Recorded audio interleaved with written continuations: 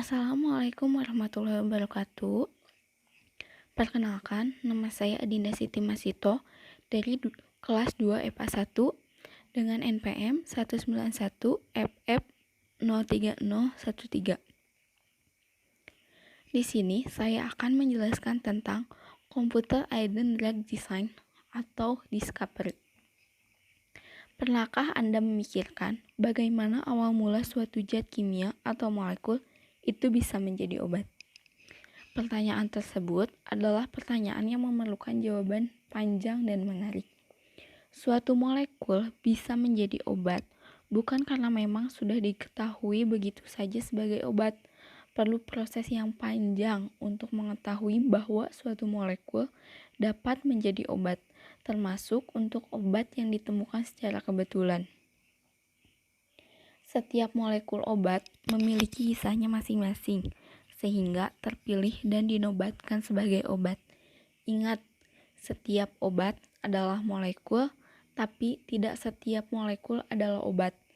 Itu artinya obat adalah molekul yang terpilih. Dalam proses penemuan obat secara tradisional, suatu lead compound atau senyawa penuntun biasa dihasilkan dari ribuan senyawa. Senyawa penuntun tersebut kemudian dioptimasi untuk meningkatkan aktivitas dan menurunkan toksisitasnya. Optimasi dapat dilakukan dengan melakukan studi hubungan struktur aktivitas atau struktur activity relationship, di mana dibuatkan sejumlah senyawa turunan dari senyawa penuntunnya dan kemudian masing-masing senyawa turunan diuji aktivitas dan toksisitasnya hingga diperoleh senyawa turunan yang memiliki aktivitas dan toksisitas yang sesuai untuk kemudian disintetis dan diuji lebih lanjut. Computer Aided Drug Design atau CADD atau desain obat berbantukan komputer adalah suatu disiplin ilmu yang menggabungkan antara kelimpahan data molekul kimia dan strategis kuantum yang bertujuan menemukan, mendesain, dan mengembangkan molekul-molekul kimia tertentu untuk tujuan terapeutik. Objek studi dalam CADD adalah 1. Perbaikan karakter molekul-molekul yang aktif secara biologis atau bioaktif molekul. Yang kedua, pengembangan alternatif terapeutika. Dan yang ketiga, peningkatan pemahaman kejadian biologis pada level molekul. Suatu obat yang sampai ke pasaran setidaknya akan mengalami tahapan. Tahap yang pertama yaitu fase penemuan atau discovery, yaitu fase yang bertujuan untuk mengidentifikasi target kerja yang relevan dan menemukan senyawa penuntunnya.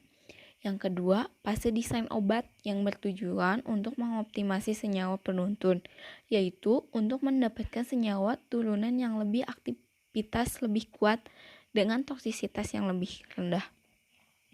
Dan yang ketiga, fase pengembangan obat yang bertujuan untuk menguji aktivitas dan keamanan senyawa-senyawa yang dihasilkan pada fase desain obat secara in vitro dan in vivo.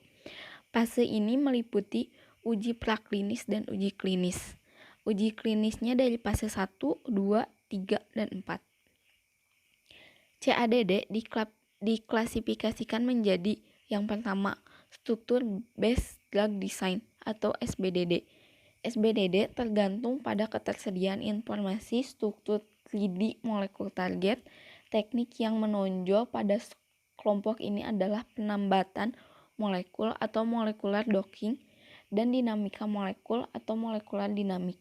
Aplikasi ini mampu mengidentifikasi binding site, mekanisme kerja obat pada level molekul, serta mengkaji kinetika dan termodinamika yang terlibat dalam interaksi antara ligan sampai target. Yang kedua, ligand based drug design atau LBDD didasarkan pada informasi sekelompok senyawa yang telah diketahui aktivitas biologisnya. Tujuan utama metode ini adalah mengidentifikasi aktivitas biologis suatu molekul atau meningkatkan aktivitasnya.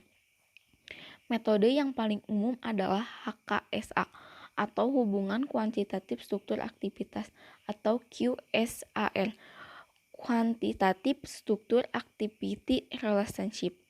Yang ketiga yaitu hybrid method and method based on endpoint. Metode ini mengkombinasikan SBDD dan LBDD, contoh Parmakon modeling. Selanjutnya penetapan CADD. CADD sangat berguna terutama dalam dua hal berikut. Yang pertama, penemuan hit dan atau lead compound. Yang kedua, optimasi lead. Penemuan hit atau lead compound, pendekatan yang umum digunakan dalam upaya penemuan hit adalah virtual screening atau penapisan virtual, yaitu teknik yang digunakan untuk memfilter sejumlah besar senyawa, molekul atau struktur kimia berdasarkan aktivitas tertentu. Molekul-molekul yang terpilih dari virtual screening disebut sebagai hit.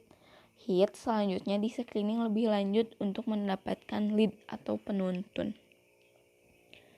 Optimasi lead, SBDD dan LBDD atau metode hibrid dapat digunakan untuk menilai potensi, aktivitas, dan toksisitas suatu senyawa. Dalam proses optimasi ini dibuat satu seri senyawa turunan atau analog, yang kemudian masing-masing senyawa tersebut diuji potensi dan toksisitasnya.